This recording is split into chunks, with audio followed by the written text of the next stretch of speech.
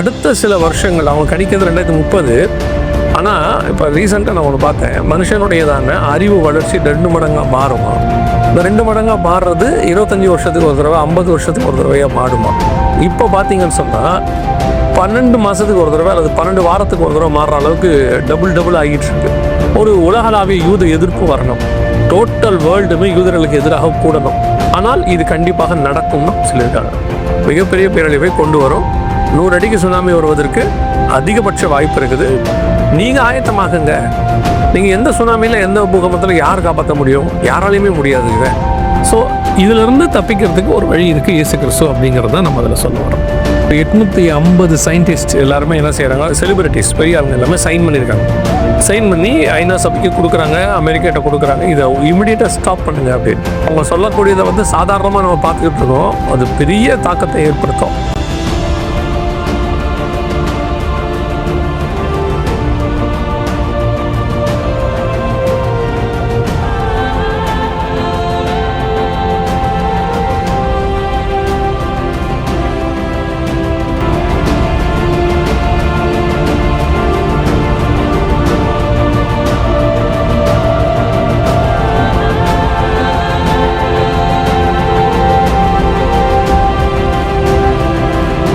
Christian network நேயர்கள் அனைவரையும் ஆண்டவராக இயேசு கிறிஸ்துவின் நாமத்தில் வாழ்த்துகிறோம். தற்போதும் இந்த உலகத்தில் பலவிதமான சம்பவங்கள் நடைபெற்று வருது. நீங்களே பார்த்துருப்பீங்க, ஒரு வாரமாக சில நியூஸ் எல்லாம் ரொம்பவே வைரலாக உலகளவில் பேசப்பட்டு வந்திருந்தது. ஸோ இதற்கும் கடைசி காலத்துக்கும் ஏதாவது சம்பந்தம் இருக்கா, இதை பற்றியான ஒரு சில தகவல்கள் பேசுவதற்காக நம்ம கூட பாஸ்டர் எம்பி ஜெகன் அவங்க இணைஞ்சிருக்காங்க. நிறைய தகவல்கள் இருக்குது, அவங்க கிட்டே நம்ம டைரெக்டாக கேட்கலாம். பேசுகிறா எப்படி இருக்கீங்க பிரதர்? கர்த்தருடைய கிருபை நல்லா இருக்கும். நீங்கள் எப்படி இருக்கீங்க? நான் நல்லா இருக்கேன் பிரதர், ஆண்டவருடைய கிருபையினால. ஊழியங்கள் எப்படி போயிட்டு இருக்கு பிரதர்ஸ்? அதான் நடத்திட்டு இருக்கிறதா, தயவாக நடத்திட்டு இருக்கிறேன். Okay brother.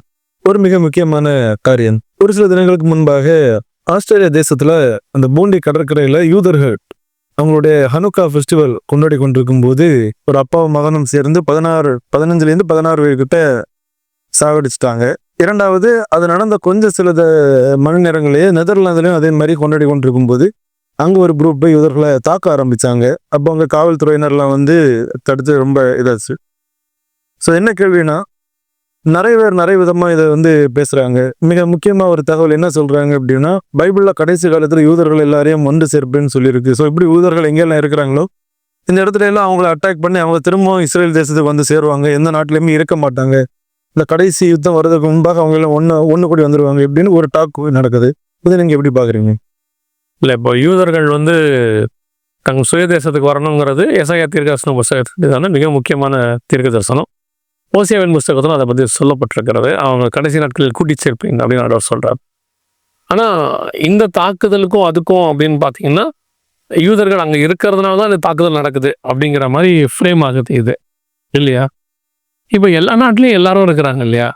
இப்போ இந்தியர்கள் அமெரிக்காவில் மாணவர்கள் தாக்கப்பட்டாங்க, சில வெளிநாடுகளில் தொழிலாளர்கள் தாக்கப்படுறாங்க, பர்டிகுலராக இந்திய மாணவர்களை குறி வச்சு. அதனால் இது என்ன எடுத்துக்கலாம், இந்தியர்களெல்லாம் இந்தியாவுக்கு சேர்க்கப்படுறாங்கன்னு எடுத்துக்கலாமா அப்படின்னா, எல்லா நாட்டிலையும் இருக்குது. ஆனால் யூத எதிர்ப்பு கொள்கைங்கிறது ஆன்டிசெமிட்டிக் அது எல்லா காலத்திலும் இருக்கிறது யூதர்கள் மேலே. இந்த காலகட்டத்தில் மட்டும் இல்லை, எல்லா காலகட்டத்திலும். ஆமான்கே இருந்திருக்குன்னா எஸ்தர் காலத்துலன்னு பாருங்களேன், அங்கே ஆரம்பித்து நமக்கு தெரிஞ்சு ஹிட்லர் வரைக்கும் இது இருந்துக்கிட்டு தான் இருக்குது. இது அப்பாவும் பாங்கனும் 2 பேரும் மட்டும் சேர்ந்து தான் செஞ்சுருக்காங்க. அது ஒரு விதமான யூத எதிர்ப்பு, அது எல்லாருக்கும் இருக்கும். இப்போது யூதர்கள் பாதிக்கப்படுறது ஒரு பக்கம் இருக்குது, கிறிஸ்தவர் எதிர்ப்பு கொள்கை எல்லா நாட்டிலும் இருக்க தானே செய்யுது. சபைக்கு எதிரான கொள்கைகள் அதுவும் நடந்துட்டுருக்கு. அப்போ இப்போ நம்ம என்ன சொல்ல முடியும்? ஸோ இது யூதர்களுடைய தனிப்பட்ட முறையில் அவங்களுக்கான ஒரு எதிர்ப்பு. ஆனால் இஸ்ரவேலர்கள் கூட்டி சேர்க்கப்படணுங்கிறது தீர்க்க தரிசனம், அது நடக்கும். இப்போ நெதர்லாந்து நடந்திருக்கு, இது நடந்திருக்கு. இப்போ அதனால் இப்போ யூதர்கள் இஸ்ரேலுக்கு வந்துட்டாங்கன்னா சேஃப்டி ஆகிடுவாங்களா? அங்கேயும் பிரச்சனைகள் போயிட்டுருக்கு. ஸோ யூதர்கள் கொண்டு சேர்க்கப்படணும், அது உண்டு. அதுக்கும் இதுக்கும் எந்த சம்மந்தமும் இல்லை.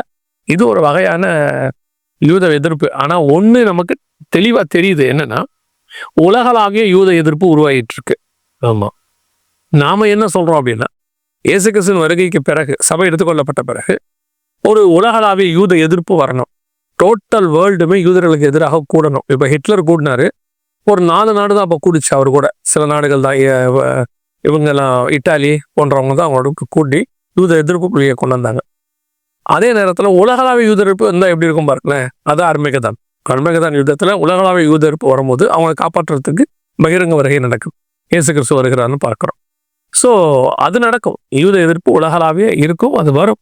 இது அதற்கான ஒரு அச்சாரமாக தான் நம்ம பார்க்குறோமே ஒழிய கூட்டி சேர்க்கக்கூடியதான தீர்க்க தரிசனம் வந்து ஆல்மோஸ்ட் நமக்கு 1918 நடக்குது. Okay brother. அது மட்டும் இல்லாமல் இப்போ ஒரு நியூஸ் வேர்ல்டு வைட் ரொம்ப வேகமாக பரவிட்டு இருந்துச்சு ஒரு சில தினங்களாக. என்னன்னா ஜப்பான் தேசத்துல ஒரு 100 அடிக்கு மேல அலைகள், சுனாமி அலைகள் வரப்போகுது. இதன் காரணமாக 2 லட்சம் மக்கள் பாதிக்கப்படுவாங்க, மிகப்பெரிய அழிவு வரப்போகுது. அப்படி வந்துன்னா மக்கள் நீங்க தான் அவங்க உயிரை காப்பாற்றி கொள்ளணும், இந்த மாதிரியெல்லாம் அவங்க அனௌன்ஸ்மெண்ட் கொடுத்துருந்தாங்க. இது வந்து உலக அளவில் பெரும் பேச்சு பொருளாக மாறி இருந்துச்சு. ஸோ இதை பற்றி நீங்க என்ன நினைக்கிறீங்க? இந்த கடைசி நாட்கள்ல இந்த அறிகுறிகள் எல்லாம் நமக்கு என்ன சொல்ல வருது? பூமி அதிர்ச்சிகள் வந்து இயேசு சொன்ன 7 அடையாளங்கள்ல ஒன்று. மத்திய 24 இயேசு சொன்ன 7 அடையாளங்கள்ல அதுவும் ஒன்று.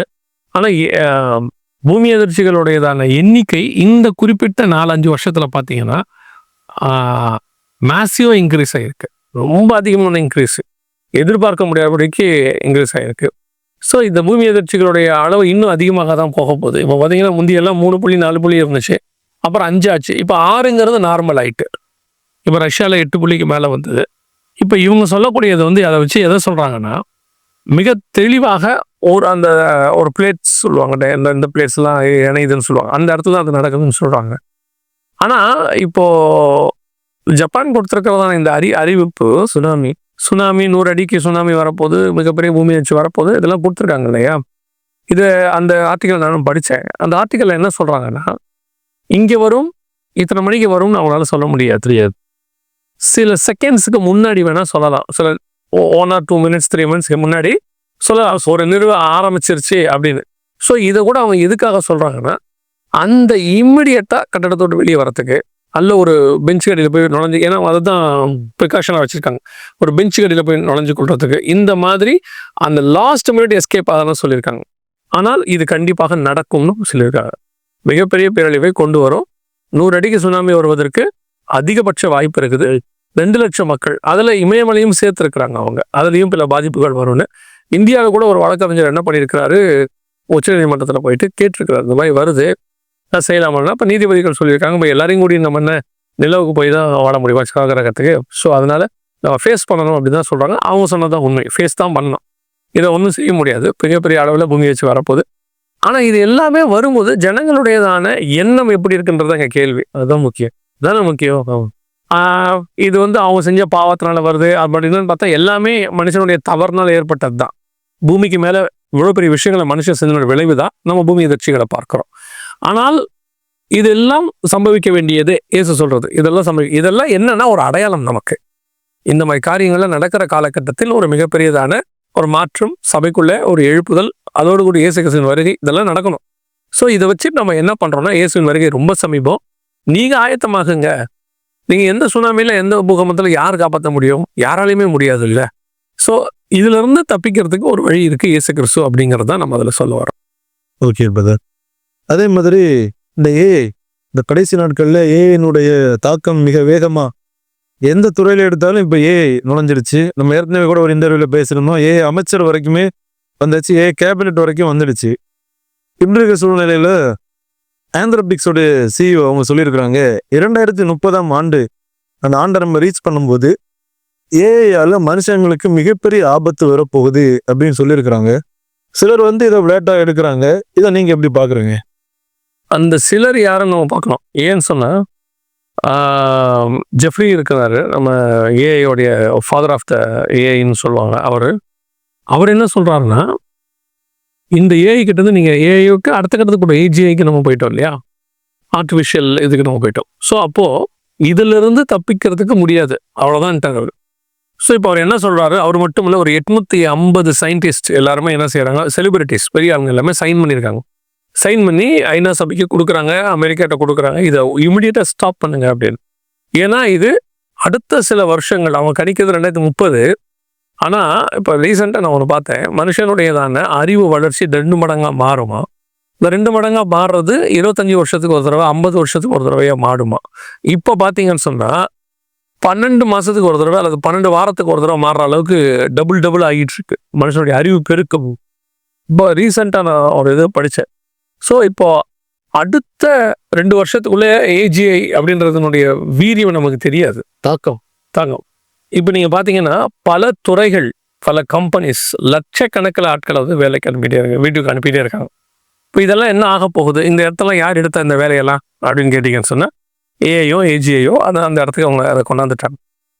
நிறைய ரீப்ளேஸ்மெண்ட் இது ஆகிட்டே இருக்குது. இன்னும் அடுத்த சில வருஷங்கள் நீங்கள் நினைக்கிறத விட என்ன கேட்டால் அடுத்த ஒரு 2-3 வருஷத்துக்குள்ளேயே இது பெரிய தாக்கத்தை உலகத்தில் கொண்டாந்துடும். நீ யோசிச்சு பாருங்க, ஒரு 10,000 பேருக்கு வேலை போயிடுச்சு. அந்த 10,000 பேர் என்ன செய்வான்? இந்த 10,000 பேர் மட்டும் இல்லை, 10,000 குடும்பம். அது 10,000 குடும்பம் மட்டுமல்ல, அதை நம்பி இருக்கிற அந்த ஏரியாவில் நீங்கள் ஒரு 10 பேர் அங்கே இருக்காங்க.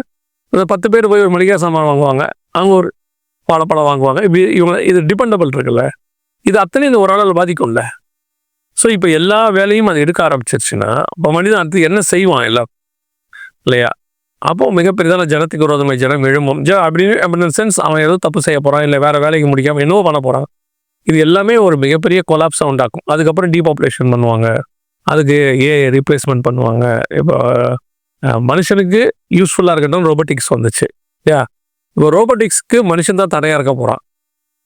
நீங்கள் ஒரு கம்பெனியில் வேலை செஞ்சீங்கன்னா உங்களுக்கு ஒரு சீட் கொடுக்கணும், உங்களுக்கு ஒரு ஃபேன் போடணும், ஏசி போடணும் இல்லையா? உங்களை கூட்டிகிட்டு வரணும், போடணும், போக்குவரத்து எல்லாம் இருக்குல்ல. ஒரு ரோபோட்டை கொண்டான்ட்டா எதுவுமே இல்லை. நீங்கள் சாப்பிட்றீங்க, உங்கள் ஃபேமிலி, சம்பளம், இது எதுவுமே அதுக்கு தேவையில்லை. கரண்ட் போதுமே, அது கூட சோலார்லேருந்து எடுத்துக்கலாமே. ஸோ மனுஷனுக்கு உதவியாக வந்தது, இப்போ மனுஷனுக்கு தடையாக இருக்குது. மனுஷன் ரோபோட்டு தான் வந்து என்ன நினைக்குதுன்னா இந்த ஏஐலாம் வந்த உடனே எதுக்கு மனுஷன் அப்படின்னு ரீப்ளேஸ்மெண்ட்.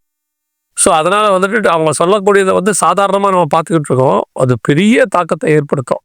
அதை ஒட்டி நம்ம எதிர்பார்க்குற அதாவது சொல்லப்படுகிற யுத்தம் வருமானால் டோட்டலாக ஒரு டீபாப்புலேஷன் நடக்கும், மனிதர்களுடைய டீபாப்புலேஷன். அந்த டீபாப்புலேஷன் ஆயிடுச்சுடா, அந்த இடத்துக்கு ரீப்ளேஸ்மெண்ட்டாக ஏஐ தான் ஏஜிஐ தான் கொண்டாடுறான். ஓகே பிரதர், நிறைய தகவல்கள் சொன்னீங்க. இந்த சேனலில் வந்து இந்த இன்டர்வியூ கொடுத்ததுக்கு ரொம்ப நன்றி பிரதர். தேங்க்ஸ்.